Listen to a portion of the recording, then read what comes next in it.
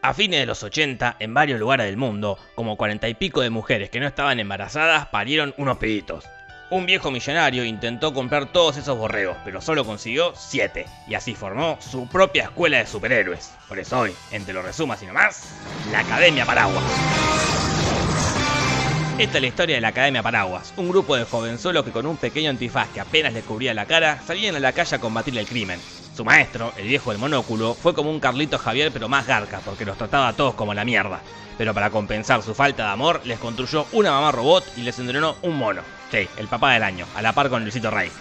Igual ellos no importa tanto, los que importan son los Paraguas. Y son el número 1, más conocido como Deacon Tarly de Game of Thrones. Él es el líder de la banda y pareciera que su poder es ser súper fuerte. Un día fue una misión medio complicada y terminó casi muerto. Entonces el viejo hizo lo que cualquier padre haría en su lugar: inyectarle una cosa rara para que sobreviva aunque su cuerpo se convierta en una cosa grande y peluda. A la pelota. Después, cuando la Academia Paraguas se disolvió, lo mandó a la luna para que cuide la Tierra desde ahí, aunque después se entera que el viejo arca ese nunca leyó los informes. El número 2, más conocido como el Latino. Pareciera que su poder es tirar cuchillos con mucha puntería. Cuando era pibito era medio tartamudo, pero bueno, eso no es muy relevante para la trama. Cuando los Paraguas se disolvieron, él siguió trabajando como policía y hasta se puso de novio con una compañera. Pero después la mina lo dejó y lo rajaron del laburo porque era medio sacado. En un momento le matan a la exnovia y él está toda la serie buscando venganza. Pero cuando se cruza con la asesina se acuerda del consejo de Don Ramón. La venganza nunca es buena. Mata el alma y la envenena. Y no la mata. La número 3, más conocida como la afroamericana. Pareciera que su poder es manipularte la cabeza, pero sí o sí tiene que usar la frase "escuché un rumor", porque si no, no funciona. I heard a rumor.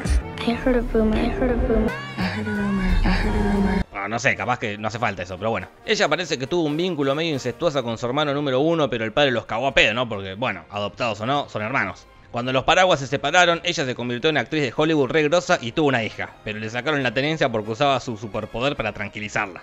Y la verdad, yo hubiese hecho lo mismo. ¿Qué querés que te diga? La pendeja era re pesada. El número 4, más conocido como Nathan de Misfit. Él tiene el poder de invocar a los muertos, y para desarrollarle el poder, su padre lo encerró en un mausoleo para que le pierda el miedo a los fantasmas.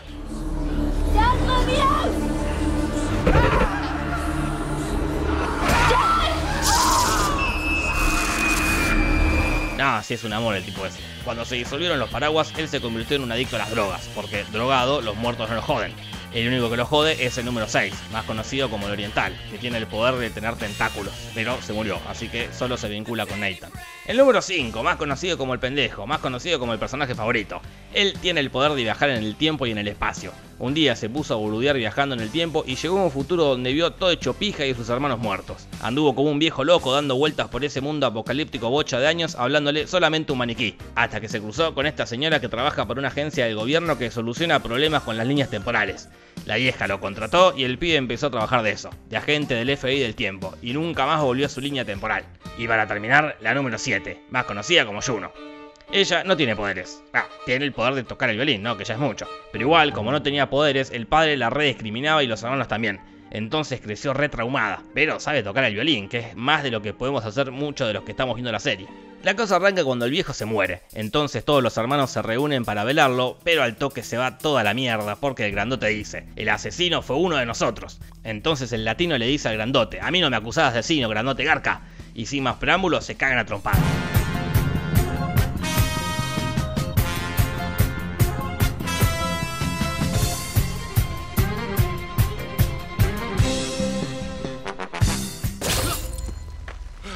Pero no hay tiempo para pelearse, amigos mutantes, porque la cosa se termina de ir bien a la mierda con la aparición más esperada por toda Latinoamérica unida.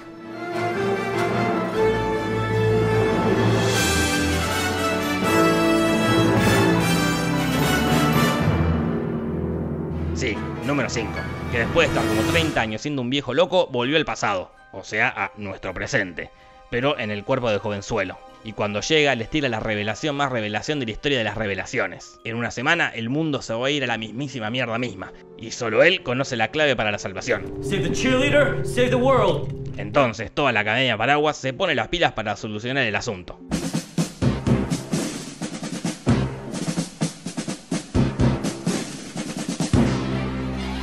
Todos no, porque como Juno no tiene poderes, le dicen: Tomátela, Juno, rajada acá que vos no tenés poderes. Igual Juno le importa muy poco porque ella está re contenta con su novio, que además de conducir el podcast Rayos Catódicos, tiene una casita de muebles. Ellos dos van de acá para allá siendo novios y son re novios porque el chabón es re bueno y re novio y re enamorado. Qué lindo. Ojalá él sea bueno de verdad y no sea el verdadero villano de esta historia. Mientras tanto, en otra parte, el pendejo estaba re tranquilo intentando salvar al mundo cuando de repente caen los dos personajes más sacados de las historias de la Academia Paraguas, Hensel y Chacha.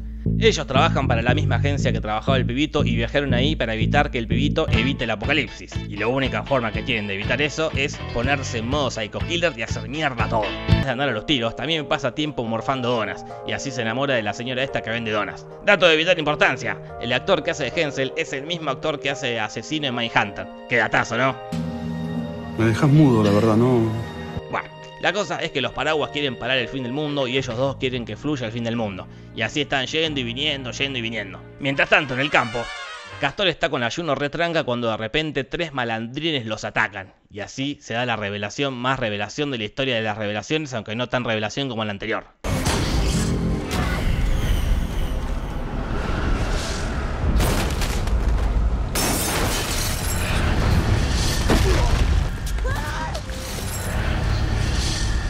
Sí, Juno tiene poderes. Entonces Castor le dice: tenés altos poderes, Juno. Para mí, si protagonizamos una buena secuencia de entrenamiento, te vas a volver re poderosa. Bueno, dale, le dice Juno.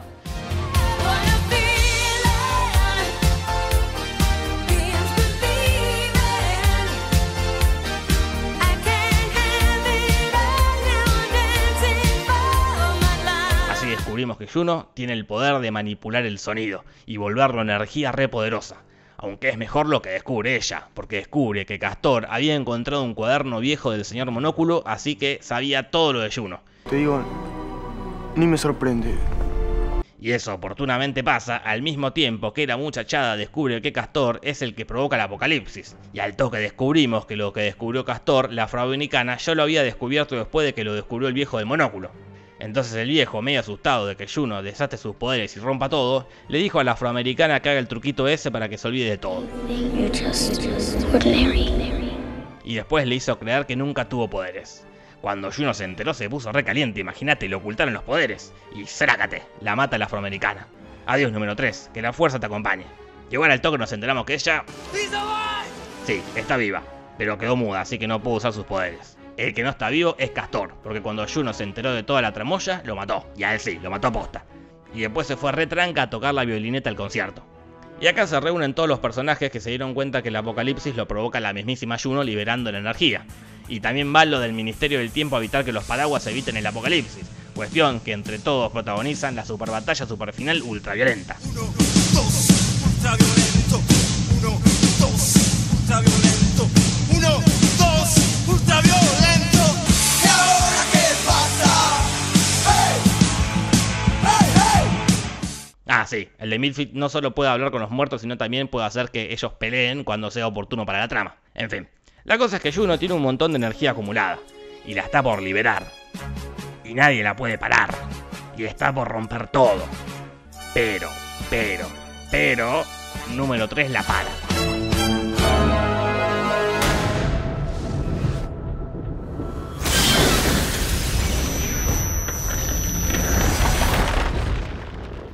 Uff, qué bueno, detuvieron el apocalipsis, qué bien, qué capo. Y la serie podría haber terminado ahí. Pero no, porque el rayo pegó en la luna se hace mierda y los pedazos destruyen la Tierra. Adiós, planeta Tierra, que la fuerza te acompañe.